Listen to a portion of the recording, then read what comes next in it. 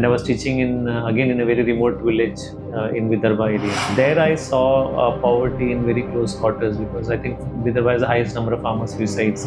I started asking this question: How will I make a meaningful, tangible impact on the life of at least one such child? How did you discover first that Sunbird maybe is the idea that you want to go ahead with?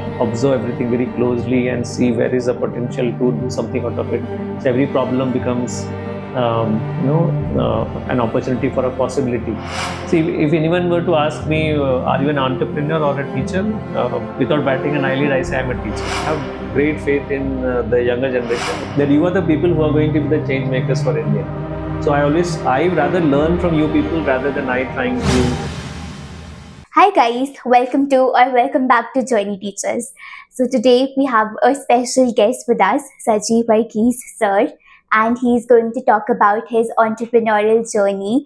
He has been truly a change maker from having various startups to finally having two successful companies. He's going to share his journey, his challenges, जो भी in life में face किया है. So I'm very happy to begin this conversation with him.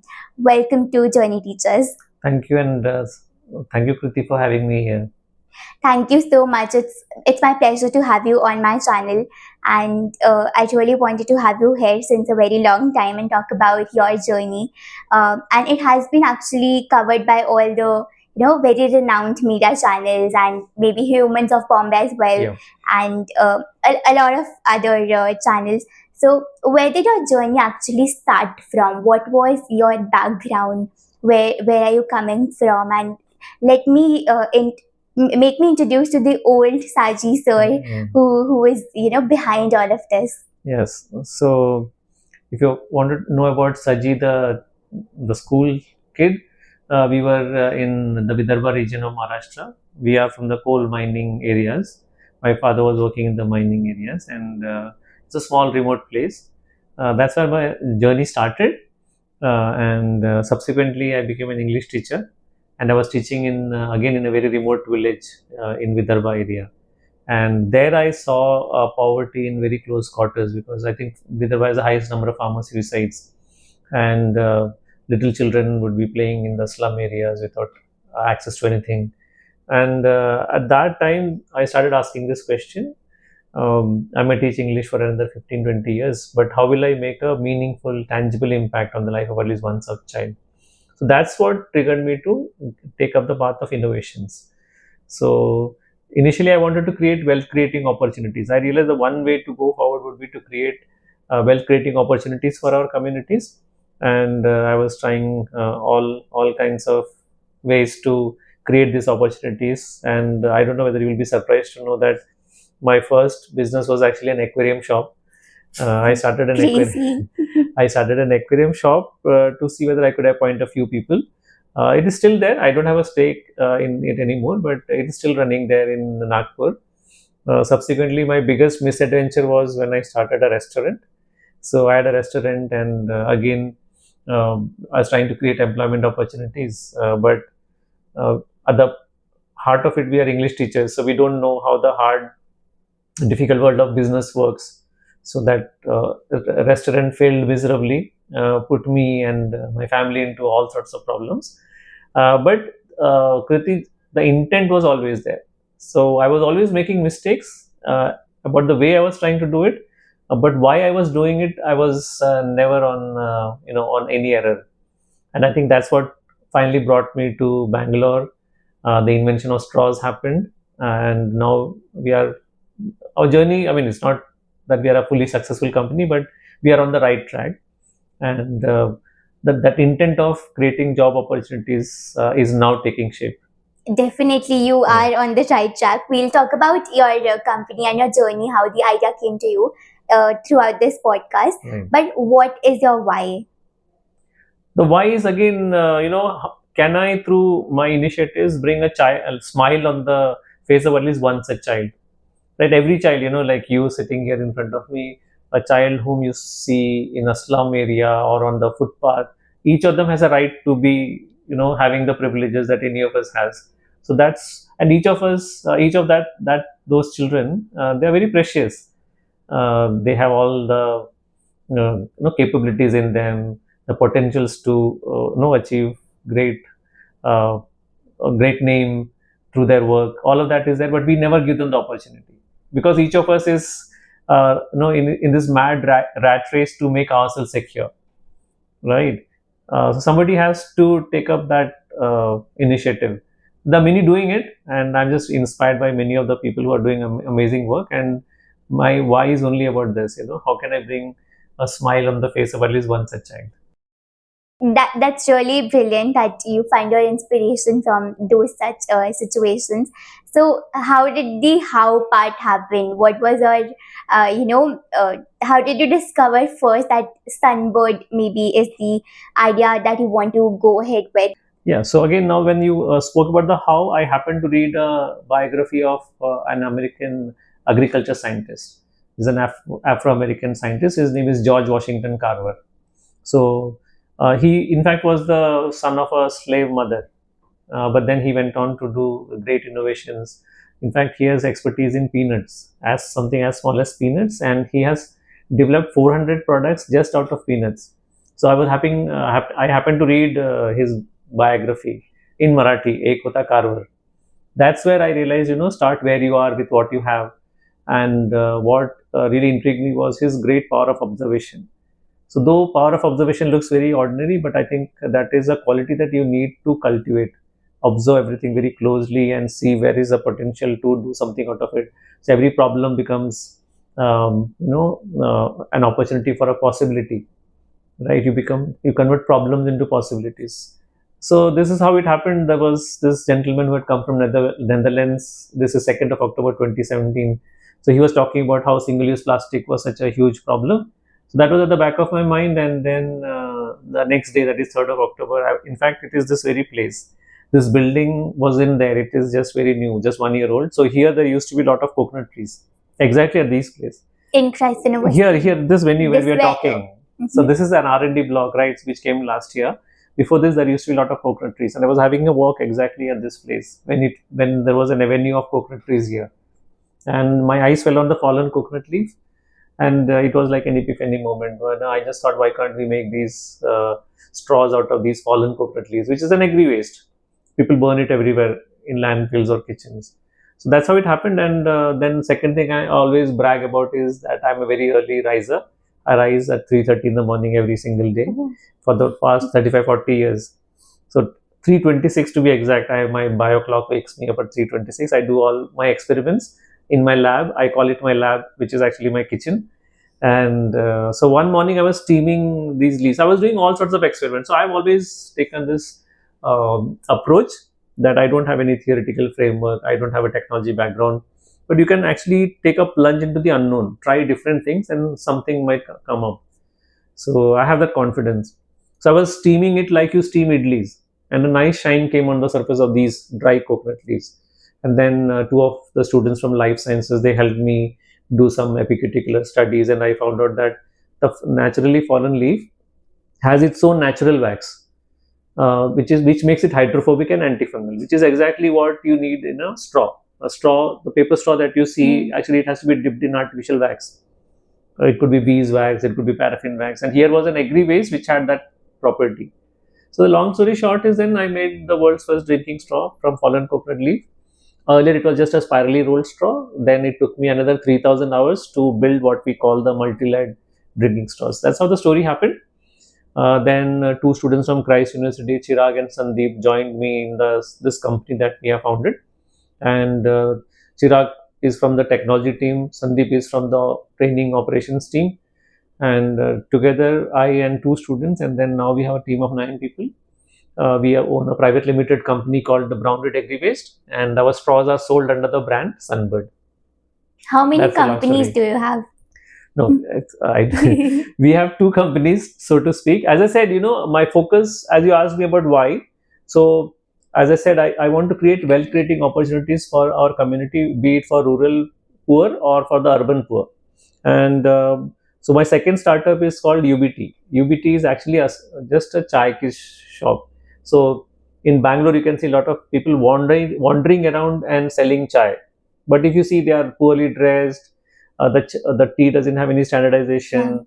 they don't have a brand visibility. So we, as a university, we should look closely at these things that are around us and see whether we can make some strategic interventions to really upgrade their entire product, uh, increase incomes for them. So UBT is essentially branding the roadside tea vendors. So we have essentially now two companies. One is Brownlee Agri-Waste Innovation, which makes straws, which provides employment to women in rural areas. UBT is a company which provides income opportunities for the wandering tea vendors and also for homemakers from the lower economic strata. So how our model operates UBT is that the tea gets made in the households of women or men who are from the lower economic strata. So we take their kitchens on rent. The tea gets made there as per our protocols of hygiene, protocols of standard of the proportions, and so the women and the men who are now going to be a part of UBT, they are not salaried people with us. They are actually co-owners with us in the business. So they are in the profit sharing model of this enterprise. So essentially, we want to build social enterprises which are on a profit sharing model. Yeah. So, what were the challenges that you faced in all of this? Because raising this, and were you waiting for this idea to come, or as you said, it was always the intention, or were you looking for such idea to come, or did it just happen? No, I wouldn't say it happens. It can never happen. When you have that intent and you are always on the lookout, and then ideas strike you. You cannot be laid back and then expect these things to happen. I don't know if it happens to somebody else. I don't know. But for us, I always believe when you have an intent and you're going around, and then when these things you see around, it strikes you.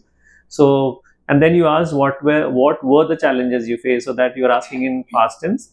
Challenges are in present tense. Of course, there Yeah, are multiple challenges on a yes. day-to-day basis. True, true. So Yeah. as far as our straw production is concerned, of course, we are very well received in the market. I should be actually happy with the fact that we have less hurdles than you would normally have for a product to enter into a market. Thankfully, we and moreover now this entire buzz around sustainability is becoming much louder. So that way we are in with our product at the right time, where there is a good receptivity for our product because it's sustainable, it is chemical free, it's preventing burning of the leaves, it's providing employment in rural areas, it is eliminating single-use plastic straws. So we have so many highs and USPs around our product. So the receptivity is particularly very good, but pricing is always a challenge. Then getting good supply chain is a problem. Then sometimes the leaf during monsoon we don't find leaves because we cannot farmers cannot go out into the field. So there are many challenges, and reaching out to bigger markets. All of it requires a lot of logistics, a lot of funds are required. So we face challenges on all these fronts. But only the plus point is that the product is very well received. Yeah.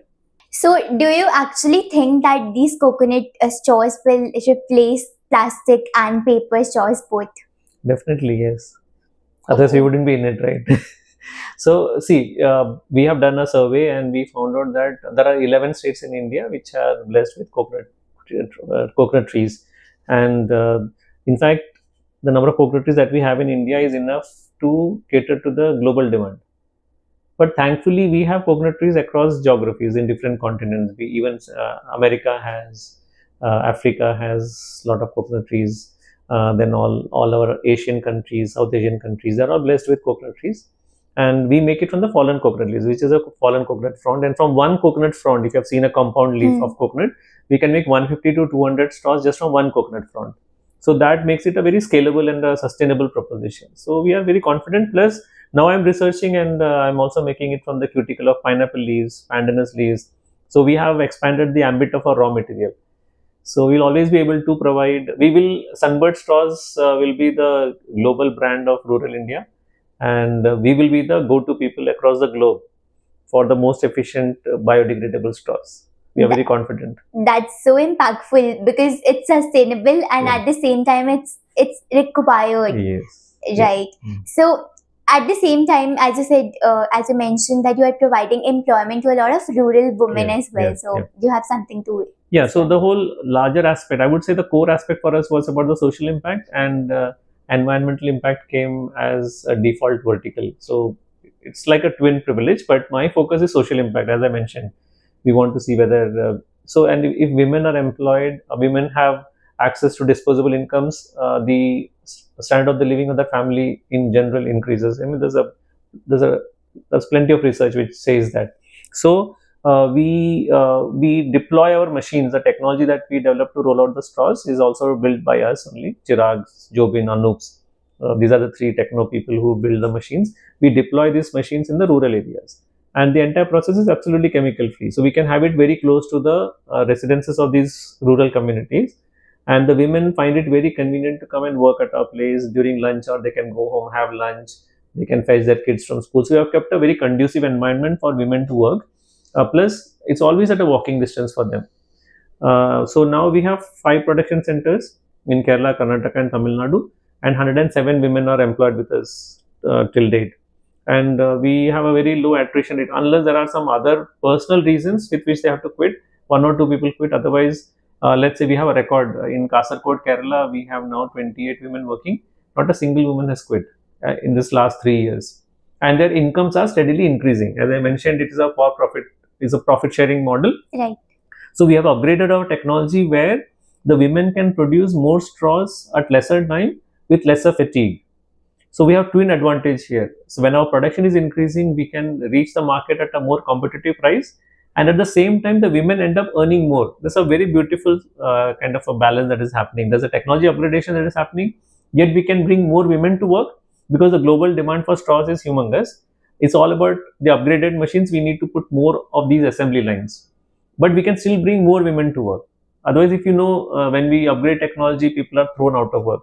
But thankfully, our case is that we can It's upgrade the helping you. technology and Yeah. still bring more women to work. In fact, if we don't upgrade the technology, we won't be sustainable because we cannot meet, the women will not be able to meet the growing demand.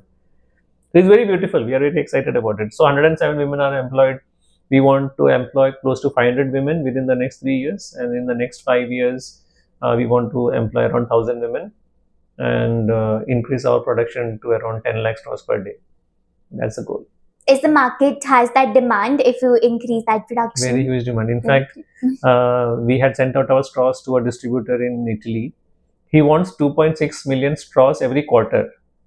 This is just from one distributor. So Middle East, just now, yesterday, some people had come from Oman. They want to introduce it in the GCC nations. So yeah, it's huge. In fact, per day itself, I think the world consumption is around, I don't know, just US alone uses 500 million per day. We can imagine the number. Yeah. So we will never, in fact, we will never be able to meet the global demand, though Yeah. our goal is to replace every single plastic straw on the planet. That's really beneficial for the Yeah. planet, and of course, so you do the ideation part and do you handle the marketing as well? No. So I take care of only the product development. So, for instance, from making the spiral layered straw, we made the multi layered straw. We keep working on improving its efficiency, aesthetic value, and then bringing down the price. So now I make straws from the cuticle of all these leaves. Yeah. So I take care of product development, but otherwise I'm never in the nitty gritties of everyday aspects of the business. We have a beautiful team, and the power of delegation is the one way we have to move ahead. So we have regional heads and coordinators on the ground on the production centers. We have a office here in Bangalore where we have the core team. So Chirag, who was a student here, now he's made the CEO of the company.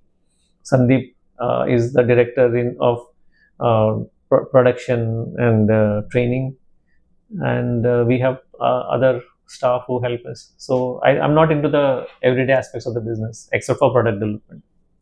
What keeps you motivated? Like, is it your team or is it one mentor you have in life? Where does your source of motivation come from? My source of motivation comes from the fact that we are touching somebody's life every day. Motivation comes only from that. That is good enough to remain motivated because the why of what I'm doing keeps me motivated. But then this would not have happened if we didn't have a great team. So all kudos to the team who are aligned in our vision. That's all of these are very, very important. We are aligned in our vision. We don't look at our watch when we are working. We are totally into it. No one tells anyone what they have to do. It's an absolutely non-hierarchical team. We just meet every Saturdays. Today will be a meeting where we just take stock of what is happening, where are we moving. Otherwise, no one has to tell anyone what you have to do. So that also is an advantage which keeps us excited. After the university work, I go to the office. You enter the office, there is a real surge of energy again. The vibe is very, very vibrant and positive. Yeah. So How did you build that team? How did you transfer your energy to the team as well, so that they have the equal commitment towards the company? no, it's not. It's the other way. They were people who were having a very a keen sense of purpose, wanting to do something meaningful. So I would just say we are blessed that the right people came together, rather than it wasn't like a very well thought of strategy. But of course, now I spend more time with people before I onboard them, because there are many wrong people who can enter your board your bus and occupy the seats. So I'm a little careful whom I have to onboard. But thankfully, whoever we have now as our core team, we are amazing. So there's nothing from my side that I did, except that we had a good intent and the right people came together. Would you have any, tips from your entrepreneurial journey, from your past failures, Yeah. or maybe where do you want to take the company ahead in the future, Yeah. for the viewers, for somebody who is looking to maybe get an idea or Right. to just start a business? Right. See, most important thing. See, I would first of all recommend everybody to read a book by Jim Stengel. It's a book called Grow. I don't know the full name, but it's the name of the book is Grow by Jim Stengel, who was the global marketing officer of Procter and Gamble. It's an amazing book, and we now know that in 21st century, it is not your product or business service that is going to take it big. It's about the ideals around which you build your business, the value creation that you want to build with your business. And then no matter, even if it's like, as I mentioned, UBT is just selling chai, right? And there are hundreds and thousands of people doing selling chai, yet we can create a differentiator and be unique in the market because of the values that we created around the simple business of selling chai. So my biggest advice to people around would be, don't start a business saying I want to make money. Money is a default byproduct. The focus cannot be I want to make money. The focus should be about the value creation you want to do with whatever you want to do. What is the value you are able to create and how unique it is. So that is first advice. Second, we are traditionally, our education system is all focused on giving you employability. So the moment you graduate, you get a job, right? And then you start earning income. So people should not get into entrepreneurship with an employee mindset. There is a longer game to play. You have to bat deep, as you say in cricket, right? So let's say it's like a what you call digital sort of a company. You have to be patient for 3 to 4 years. If it is a manufacturing company like ours, that too into social impact, you have to be ready to have a battle for 10 to 12 years. So you should bat deep. So patience, persistence is very, very important. But then above all this, I would always say the biggest advice is to have the right people in your team. Even one toxic person can spoil your entire plan. So this, I would say, are the three key aspects. One is that always focus on what is the value I'll create with my business. Second, be ready to bat deep, be patient. And third, have a great team. Third, but the most important is have a great team. Yeah, that's it. Right. So these are, I think, the non-negotiables of Non-negotiables. running anything. Exactly. So you are into academy as well. You are Yeah. a professor here in Christ, and so what makes you continue that path along with having Sunbird? See, if anyone were to ask me, are you an entrepreneur or a teacher? Without batting an eyelid, I say I'm a teacher, right? And I think I'm blessed to be a teacher who happens to be an entrepreneur with, as I again mentioned, the purpose behind it. So I want to show to my student community that now in the 21st century, the traditional aspects of why you educate yourself, why universities exist, you need to rethink all this. So I want to be a role model to my students, saying that even English teacher can try to create, whatever small value we are creating. Just imagine the power of greatness each of you has. So why settle for some job which will give you financial security? I as a teacher, I want to motivate my students is dig deep into your own greatness, your own hidden potentials. Of course, it takes a little more courage. I always say that we all try to be comfortable in cookie jars. So somebody has to pop your head out and take the risk. But then we'll never know, with that inner greatness that you manifest, you might just change the entire world. Then our school will be proud, our parents will be proud of us. But the most important thing is that if our students have the courage to manifest their inner greatness, the world will never be the same, because you came. So you will be leaving a legacy. So that's what I want to do as a teacher. So I always love my work as a teacher, and entrepreneurship is something which will keep creating the value. So after listening to your podcast, even if one student decides that नहीं मुझे अपने जिंदगी में कुछ अलग करना है, so I will fulfill my role as a teacher. That's amazing, because I think students will derive value from you as a teacher and also as an entrepreneur when they look at your journey, your struggles, and whatever impact you are you want to make for the world. Yeah, at this point, Kriti, I just wanted to make one point that we all sort of live in a template, depending on your family background, the educational background. So we have a template, and we decide कि बस यही करना है. I always tell people that why can't you think beyond this? So I always very shamelessly say, I want to be a billionaire. What's wrong? You should have the courage to dream big. Our students should have that courage to break these traditional templates and think just much bigger than what otherwise they would have done. So I always say, don't live by the template which society has given you, and that requires self-belief. Right. So what do you do to keep yourself updated and kind of relatable to the Gen Z? Because ultimately they will also be a part of your team. Yes. Maybe interns and everyone. True. So that's why I'm talking to you now, right? Yeah. So I always feel the pulse of what Gen Z wants. I have great faith in the younger generation. Maybe not all of them, but quite a few of them, including people like you, that you are the people who are going to be the change makers for India. So I rather learn from you people rather than I trying to. So many a times, I leave it to your judgment, particularly in terms of, let's say I want to do a packaging now for my product, right? So I come up with my perspective, and then suddenly Gen Z takes off the right, saying ये बिल्कुल बकवास idea है sir, आप रहने दीजिए, हमको पता है. So I value that, because you are people with a better lens about how the society is going to respond to it. So I learn a lot from the Gen Z. I get inspired by Gen Z. People are really doing amazing things across the globe. So I keep myself updated. I read a lot. I listen to a lot of podcasts. I listen to a lot of Stanford podcasts to see how you youngsters are building great things. I just hope more and more Christites will also create great things and be there on the podcast, and I can listen to them as well. So it's a learning from you people. How do you balance, because there's a thin line between having kind of overconfidence and self-confidence.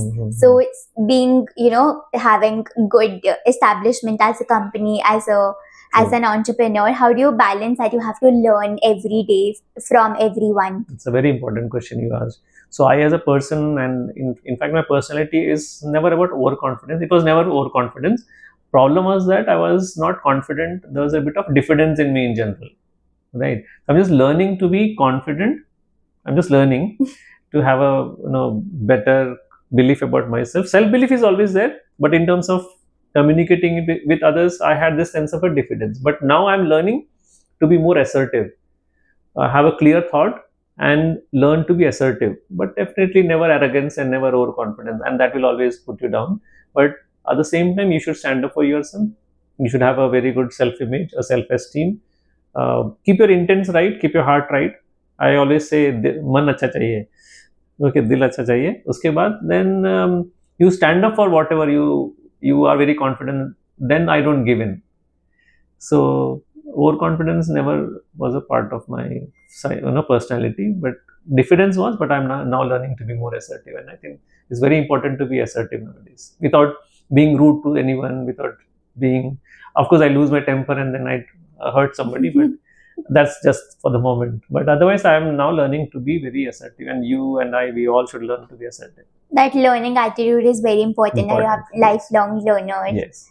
Right. So, what is the impact and the vision you carry for yourself? I'm very audacious in my plans now. Again, not overconfident, but I always say we are, as I said, I want to break the template in which our society wants, even our family wants us to be in, right? ये मत करो, वो मत करो, काय को tension लेने का, काय को रिस्क लेने का, वो तोड़ना है. So I always say we are about people, planet, and profit. Right. So if you were to ask me what are my plans, I mean, we want to become a global company. In fact, we have very good opportunity now that I make straws from pandanus. So we have requests from Madagascar, we have requests from Hawaii, we have requests from Sri Lanka. So we can be It's all global. we can be a global company. So we want to prove that we can be a company which can go global. We want to be a multinational company. But as I said, we want, so as you said, no, so we are not only about straws. We want to be about people and planet. So I always keep saying that I'm audacious and I want in future, maybe 10 years down the line, we also want to be in solar powered air taxis.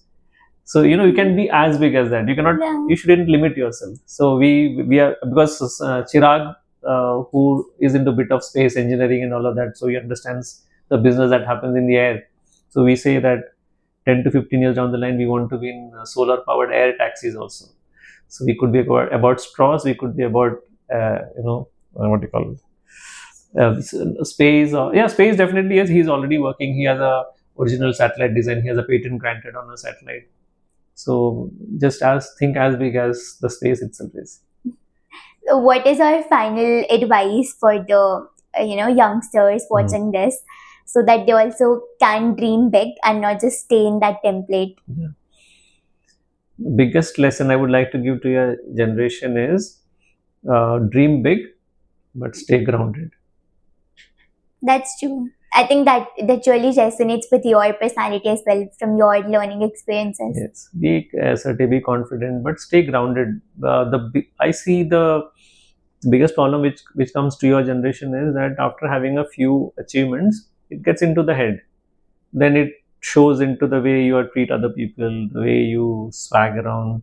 I think all the greatness, Ratan Tata just passed away. Just see the humility, but he conducted himself, and yet he could acquire a Jaguar, right? So we need to have that maturity to stay grounded and yet dream very big. Right. Who are your idols? My role models, one is actually whom I model my life is actually Chuck Feeney. There's a man named Charles Feeney. No one knows about him actually. So he was a multi-billionaire. This Dubai duty-free shops and all. He's actually the pioneer of that. But he had a very simple life, and he gave away all his wealth for community. In fact, he deliberately went broke to give away all that he had for the community. In fact, there's an entire big medical school in Ireland which he had built, but he just walked, showed his I-card to the reception, and then walks. So I used to listen to him a lot, and as I told you, my larger objective was to bring a smile on the face of at least one such child. So Chuck Feeney is my great role model. Then I even take inspiration from people like Virat Kohli, ABD Williams, Kane Williamson. From the sports fraternity, I take a lot of lessons. Kane Williamson for humility, Virat Kohli for discipline, so on and so forth. And ABD Williams he always keeps saying, "Be in the moment." That's again another big challenging practice we need to have. We are never in the moment if you think of it. Now you might be thinking about whether the recording is happening. So we are never in the moment. Usually it's very difficult. Either we are regretting about our past or stressing about the future. So, but if you're in the moment, we can be most efficient and excellent in the work we are doing. So ABD Williams taught me that. Abraham Lincoln, so many people who inspire me. And then my mother, who always was very particular to be the best that you can be. So is there any story or a personal experience that you want to share? Maybe how your mother inspired you to become what you are today? Yeah, I mean, as I told you, we were in the coal mining areas, and there used to be this coal stoves where my mother would be preparing chapatis, and I would be taking part in elocution competitions. In those days, we used to have school elocution competitions, 15th August, 26th January, 15th December. So my father would write these speeches for me, because at that time, like 3rd, 4th, 5th, 6th and all, and I used to learn it, and my mother used to train me. Now understand that my mother did not understand English. But she would tell me, oh, so I would be sitting by that stove, my mother would be rolling out those chapatis, and then she would say, okay, now speech. I would learn it by heart and then start speaking. Then she'll say, oh, be eloquent here, need more voice here, and without understanding anything that is being told, but she would always ask me to be more and more perfect. And Kriti, in my entire schooling, right from whenever I started making the speeches, I think it was third or till 10th, no one could beat me in my school in the elocution competition. I always stood first in on 15th August, 26th January, and 25th December. So I think she's the biggest role model, and the story that I'm telling, when I could relive that moment, it was very, very that even though she was not, I mean, she just had 10th pass, but the kind of training she ingrained in me is be the best you have to be in what you're doing. I think that's a wonderful end to our podcast. Thank you so much for coming here. I can really, really see that a lot of people will see you as their role model, and I have no doubt in saying this. Thank you so much for sharing your journey, your life lessons, and I am truly inspired by what you have shared throughout your journey. And I wish the very best for Sunbird and for you. Thank you very much, Kriti. And not a role model, but if there are some lessons to be taken, I would be very happy for the podcast that we did today. Thanks again. Yeah. Thanks very much. Thank you. Thank Thanks a you. lot. Bye bye.